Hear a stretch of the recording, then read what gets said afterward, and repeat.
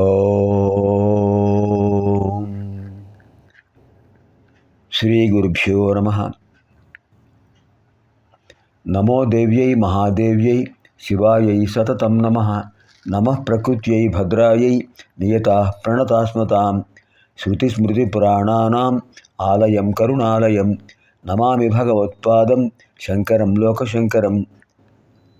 అర్చనకాలే రూపగత, సంస్కృతికాలే శబ్దగత, చింతనకాలే ప్రాణగత, తత్వవిచారే సర్వగత. ఓం ఐం హ్రీం శ్రీం శ్రీమాత్రే నమః. ఓం ఐం హ్రీం శ్రీం శ్రీమాత్రే నమః. ఓం ఐం హ్రీం శ్రీం శ్రీమాత్రే నమః. ఓం ఐం హ్రీం శ్రీం శ్రీమాత్రే నమః. ఓం ఐం హ్రీం శ్రీం శ్రీమాత్రే నమః. ఓం ఐం హ్రీం శ్రీం శ్రీమాత్రే నమః. ఓం ఐం హ్రీం శ్రీం శ్రీమాత్రే నమః.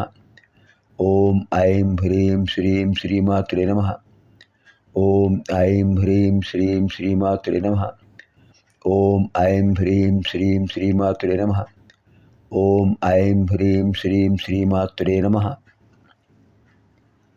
కామరాజకూటంలో హ్రీంకార మంత్రాలను మనం అధ్యయనం చేస్తున్నాం. ఇప్పుడు మనకు 39వ శ్లోకంలో 4 మంత్రాలు అయిన తర్వాత 40వ శ్లోకంలో 4 మంత్రాలు కనిపిస్తున్నాయి. అంటే 8 మంత్రాలు పూర్తయ్యాయి. ఇప్పుడు 9వ మంత్రం నుంచి ప్రారంభం. హ్రీంకారకందాంకురిక హ్రీంకారైకపరాయణ హ్రీంకార దీర్ఘిక హంసి హ్రీంకారోద్యానకేకిని. హ్రీంకారకందాంకురిక హ్రీంకారైకపరాయణ హ్రీంకార దీర్ఘిక హంసి హ్రీంకారోద్యానకేకిని. హ్రీంకారకందాంకురిక ప్రథమం, హ్రీంకారైకపరాయణ ద్వితీయం, హ్రీంకార దీర్ఘిక హంసి తృతీయం, హ్రీంకారోద్యానకేకిని చతుర్థం. చతుష్పది అయం శ్లోకः.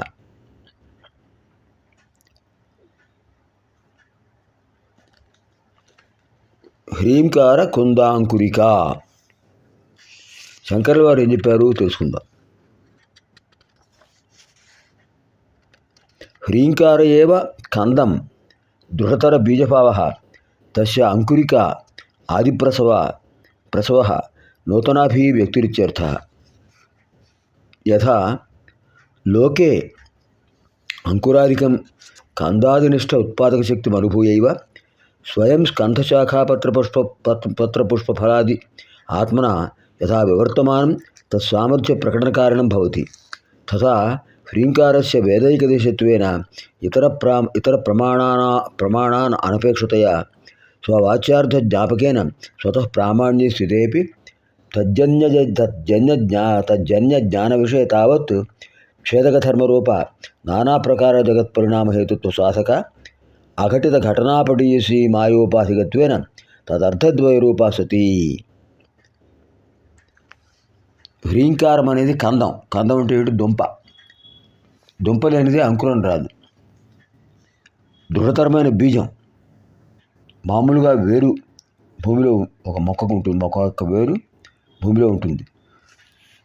అది అంత దృఢతరంగా లేకపోయినా దానికంటే కింద ఉంటుంది మూలస్థానం, అక్కడ కంద ఉంటుంది, దుంప.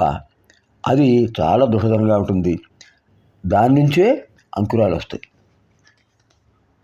ఇక్కడ హ్రీంకార కంద అంకురిక. ఆ దుంప లేకపోతే అంకురాలు ఎలా వస్తాయి? రావు కదా, మొలకలు రావు. అంటే నూతన అభివ్యక్తి ఏది ఉండదు, కొత్తగా ఏది రాదు. కొత్తగా ఏదైనా ఒక మొక్క రావాలంటే కింద దుంప ఉండాలి. అంటే ఉత్పాదక శక్తి ఎక్కడుంది? ఉత్పాదక శక్తి, జనింపచేసే శక్తి కందంలో ఉంది, ఆ దుంపలో ఉంది. అది విశేషమైనటువంటి రూపంగా పత్రపుష్ప ఫలాదులుగా వివర్తమానమే వస్తుంటాయి. అది అధిష్టానమైన తత్వం. అదే ఇక్కడ అమ్మవారు జగత్ పరిణామహేతుత్వ సాధకం. అఘటిత ఘటన పటీయసి, సంభవించిన దానిని సంభవింపజేస్తారు. మాయ ఉపాధిగా కలిగి ఉన్నారు అమ్మవారు. నిరుపాధిక శుద్ధ చైతన్య స్వరూపం అమ్మవారు. అంచేత కంద శబ్దం మూలాధార ద్యోతకం. కుండలిని శక్తి ఎక్కడ ఉంటుంది? మొట్టమొదట మూలాధార చక్రంలో ఉంటుంది. అది పృథ్వీతత్వం. అన్నిటికీ ఆధారం పృథ్వీతత్వం. అలాంటివి పైన ఉన్న చక్రాలన్నిటికీ, శక్తి కేంద్రాలన్నిటికీ ఆధారం మూలాధారం. ఆ మూలాధారంలోనే అమ్మవారు ఉన్నారు కనుక ఆ మూలాధారాన్ని కందము అంటే దుంప అనే భావంతో వ్యక్తం చేశారు. అక్కడి నుంచి చక్రాలన్నీ వచ్చాయి, శక్తి కేంద్రాలు. అలాగే మూలాధారం ఉండడం వల్లనే స్వాధిష్టానం, మణిపూరం, అనాహతం, విశుద్ధి, ఆజ్ఞ ఈ చక్రాలన్నీ కూర్చాయి. దీని అర్థం ఏమిటి? కుండలిని శక్తి సాధకుడు యొక్క ప్రాణాయామాల చేత సాధకుడు ప్రాణాయామం చేసి కుండలిని శక్తిని జాగృతం చేస్తాడు. అలాంటి విశేషమైన శక్తిని అమ్మవారు ఇస్తున్నారు కనుక, అంటే ప్రాణాయామం చాలా గొప్పదండి. ప్రాణాయామం చేసే వ్యక్తి చాలా ఆనందంగా ఉంటాడు. సహజంగా వచ్చేటటువంటి కష్టాలు, నష్టాలు ఎందువచ్చినా కూడా వాటిని భరించగలిగే స్థోమత, సహనం ప్రాణాయామం చేసేవాడికి ఉంటుంది. అమ్మవారు ప్రాణాయామ స్వరూపిణి, అంటే కందస్వరూపిణి. ఆ కందస్వరూపిణే ప్రాణాయామ స్వరూపిణి. అలాంటి విశేషమైన తత్వాన్ని ఇక్కడ చెప్పారు. అంచేత అమ్మవారు విశేషమైన మూలాధార ద్యోతకం, మూలాధార స్థిత, మూలాధార చక్రంలో ఉంటారు అమ్మవారు. కందాంకురిక, కమలకండవత్తు, కమలకందవత్తు. పద్మానికి అడుగున దుంప ఉంటుంది. ఆ దుంప కింద చెరువులో, కింద మట్టిలో చెరువు అడుగున ఆ దుంప ఉన్నంత వరకు పద్మాలతలు వస్తూనే ఉంటాయి, పద్మాలు వస్తూనే ఉంటాయి, పద్మాలు వికసిస్తూనే ఉంటాయి. తేన కుండలిని సుప్త సంతప్త ప్రతిబుధ్యతే దండాహత భుజంగీవ నిశ్వేశ్య రుజుతామృజేత్. ఇది యోగ కుండలిని ఉపనిషత్తులో చెప్పారు. అంటే అర్థం ఏమిటి?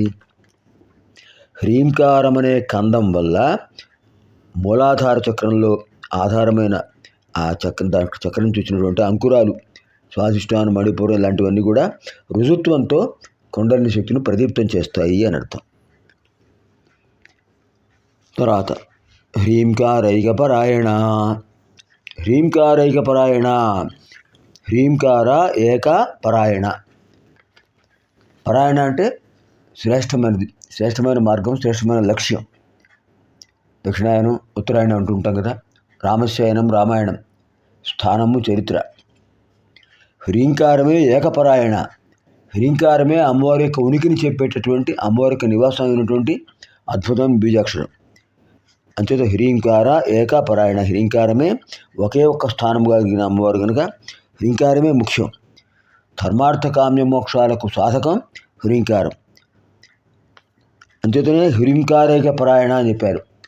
హ్రీం అనే బీజాక్షరాన్ని ధ్యానిస్తే చతుర్విధ ఫలపురుషార్థాలు లభిస్తాయి అని ఈ మంత్రం వల్ల మనకు తెలుస్తుంది. అది ఈ మంత్రం యొక్క సందేశం, విశేషమైన సందేశం. ఇంకా హ్రీంకార దీర్ఘికా హంసి, హ్రీంకార దీర్ఘికా హంసి. దీర్ఘిక అంటే సరస్సు, చిన్న సరస్సు, క్రీడా సరోవరం అంటుంటారు. రాజప్రసాదాల్లో, రాజభవనాల్లో రాజకుమార్తెలు ఆడుకోవటానికి వీలుగా క్రీడా సరోవరం ఏర్పాటు చేస్తారు. మనం ఆంగ్ల భాషలో స్విమ్మింగ్ పూల్ అంటుంటాం. అది తయారు చేసినటువంటిది. అక్కడ అది హ్రీంకార దీర్ఘిక. హ్రీంకారమైన ఆ సరోవరంలో హంసి, ఆడహంస సంచరిస్తోంది. హ్రీంకార దీర్ఘిక హంసి. ఎవరా హంసి? ఆ హంసిని ఎవరు? అమ్మవారే. హ్రీంకార దీర్ఘిక హంసి.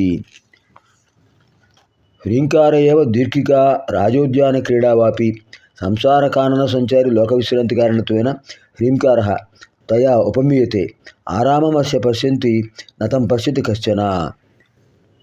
పైన పద్మాలు కనిపిస్తాయి, అడుగున ఉన్న కంద కనిపించదు, ఆధారమైన దుంప కనిపించదు, హ్రీంకారం కనిపించదు. హ్రీంకారం యొక్క ప్రభావంతో వచ్చినటువంటి అద్భుతమైన లీలా విశేషాలు కనిపిస్తాయి. ఇక్కడ ఈ హ్రీంకారం అనే దీర్ఘికలో కొలంలో హంసి విహరిస్తోంది, ఆడహంస. హంసహ అంటే పుంలింగం, హంసి అంటే స్త్రీలింగం. అమ్మవారు స్త్రీ స్వరూపుడు కనుక ఇక్కడ హంసి అనే పదం ప్రయోగించారు వ్యాసుల వారు. అంటే హ్రీంకారం అనేటటువంటి కోనేటిలో సంచరిస్తున్నటువంటి స్త్రీ హంసిని.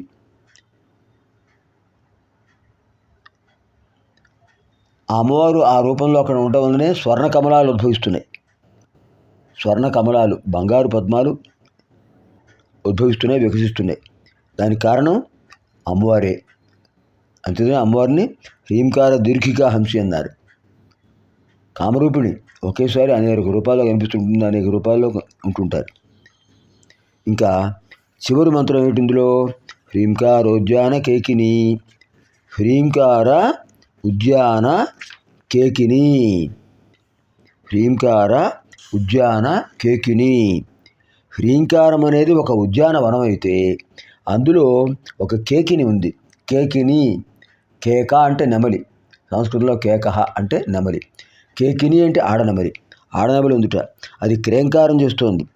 ఆడనెమలి ధ్వని మాధుర్యం అంత బాగుంది. అద్భుతమైన హ్రీంకార రూప దేవతాధ్వని. అంటే హ్రీంకారము అమ్మవారి యొక్క విశేషమైన నాదము.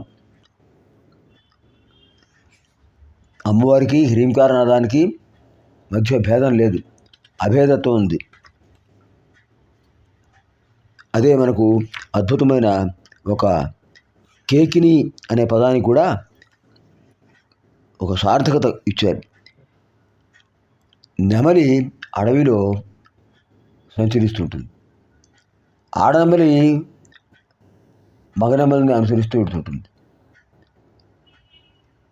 కానీ ఎక్కడైనా పుష్పాలు కనిపిస్తే ఆడనెమలి అక్కడ ఆగిపోతుంది. ఇక్కడ అమ్మవారు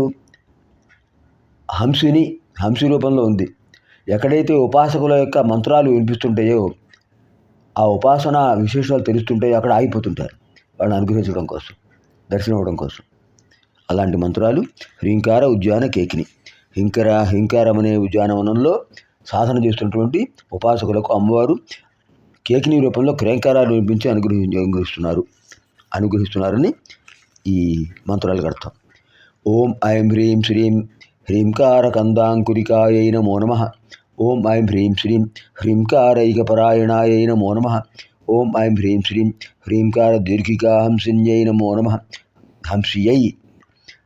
ఓం ఐం హ్రీం శ్రీం హ్రీంకార దీర్ఘికా హంస్యై నమో నమః.